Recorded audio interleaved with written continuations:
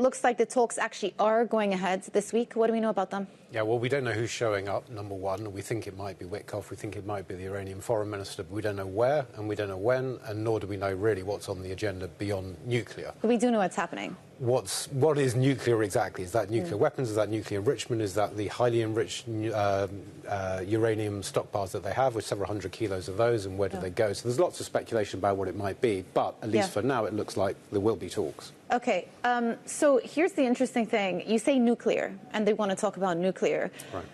Our understanding was that the Trump administration, based on various reporting, was pushing for a more comprehensive deal that didn't just cover nuclear, but also covered the ballistic weapons stockpile that Iran was sitting on and their funding of various proxies around the region. Do we understand now that perhaps the Trump administration is going for a more sequential approach in order to bring Iran to the table? Yeah, possibly. Again, we're guessing here. We don't know. So, yes, I mean, the expectation, you would presume, would be, yes, you can deal with the nuclear file. That is, in itself, a hugely complicated process. But unless you're addressing the ballistic missile production, unless you're addressing the proxies, you're going to end up right back at square one, which is what we've seen in the last several years, where you have this sort of ongoing conflict or series of conflicts across the region. So unless those are addressed, you don't fix the Iran problem. What role are Arab nations playing in bringing Iran to the table? I mean, it looks like there have been just about all of them, this flurry of diplomatic activity, most of it behind closed doors.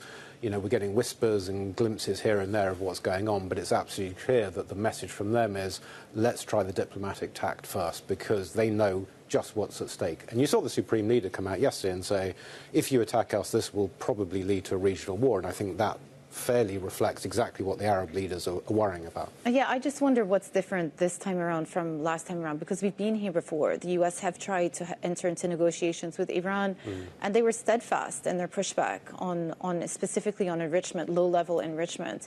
What has changed? I mean, I think two key things that changed. Number one, those protests that we saw at the end of December and into January, you know, and then the impact that had across the country.